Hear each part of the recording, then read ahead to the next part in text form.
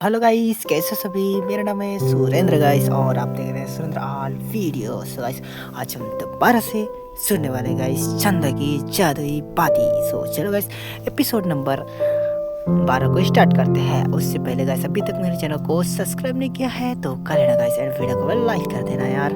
Okay, तो episode number 11 की कुछ यादें बता देता हूँ। तो दोस्तों, पिछले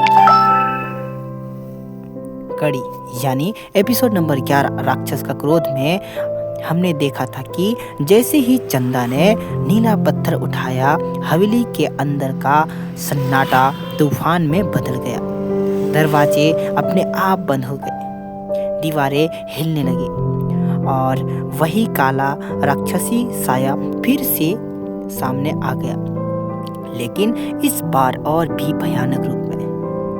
उसका शरीर आधा इंसान और आधा दानव बन चुका था।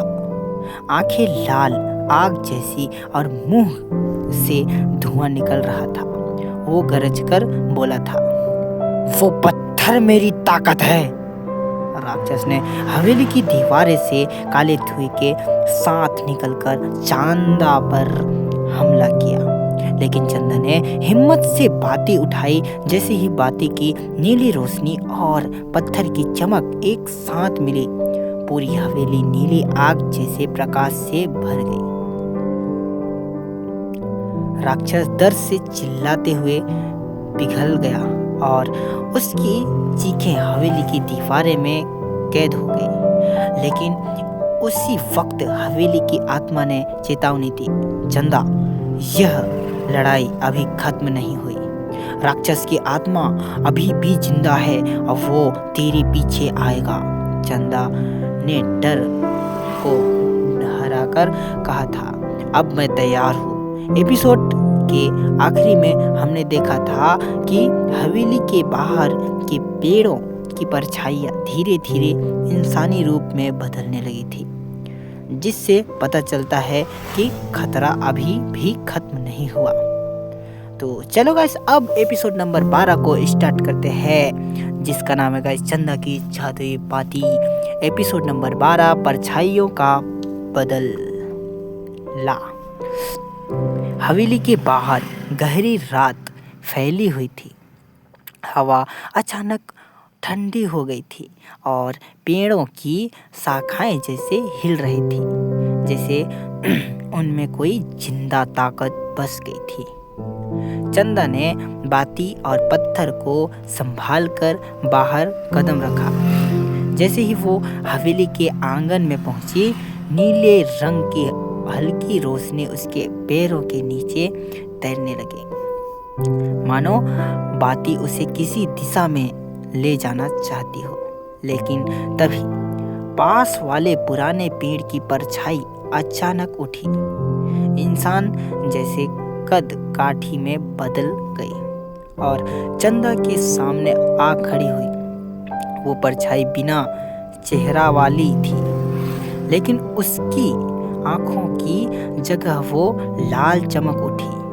वो धीमी आवाज में बोली, तूने हमारे राक्षसों का नाश किया है, अब तुझे राज मिलेगा, सजा मिलेगा। चंदा चौंक गई। राक्षस? वो राक्षस था? परछाई हंसी। हा हा हा हा, हमारी दुनिया में वो राक्षस नहीं था, वो इस जंगल की परछाई का राजा था, जिसे तेरी बाती ने जला दिया। और तभी बाकी पेड़ों की परछाइयाँ भी उठने लगी। 1 2 3 10। पूरा जंगल जैसे उसके खिलाफ खड़ा हो गया था। चंदा ने बाती उठाई, लेकिन इस बार बाती की लौ कांप रही थी, मानो इतनी सारी अंधकार शक्तियां के सामने उसकी रोशनी कम पड़ रही हो। अचानक नीला पत्थर चंदा की जेब में अपने आप चमक उठा। पत्थर ने एक हल्की तरंग निकाली और चंदा के कानों में हवेली की आत्मा की आवाज आई, चंदा, परछाई से लड़ाई रोशनी से नहीं, सच में सच से लड़ी जाती है। इनसे पूछ कि वो क्या चाहती है। चंदा ने एक पल रुककर सारी हिम्मत जुटाई और परछाई से पूछा, तुम सबका बदला क्या है? मकसद क्या है? मुझसे क्या चाहते हो? एक बड़ी परछाई सामने आई। उसने जमीन पर अपनी अंगुलियां घुमाई और वहां एक पुराना चिन्ह उभरा। उस चिन्ह पर लिखा था, साधु ने हमारे राजा को शक्ति छीनकर बाती में कैद कर दी थी। चंदा समझ गई, सब कभी भी सिर्फ सफेद था, काला नहीं होता। बीच में कई छपी बातें होती हैं।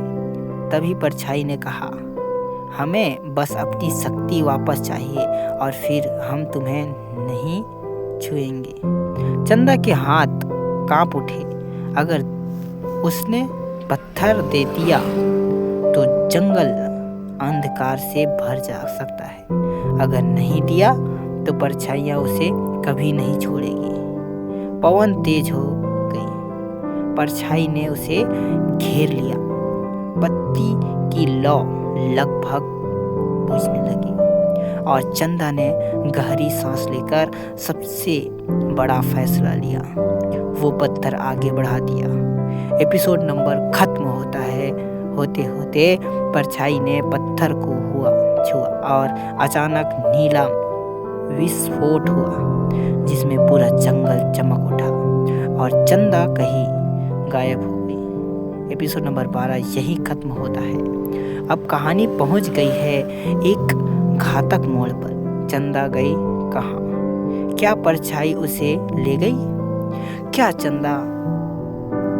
होगी चंदा के साथ? चंदा कहाँ चली गई? क्या चंदा मर गई विस्फोट से? क्या चंदा कहीं पे किडनैप कर गई या फिर अंधकार उसे खा गई? जानने के लिए अगला भाग देखिए, एपिसोड नंबर 13, चंदा की गायब दुनिया। तो चलो गाइस, आज की वीडियो को इतने खत्म।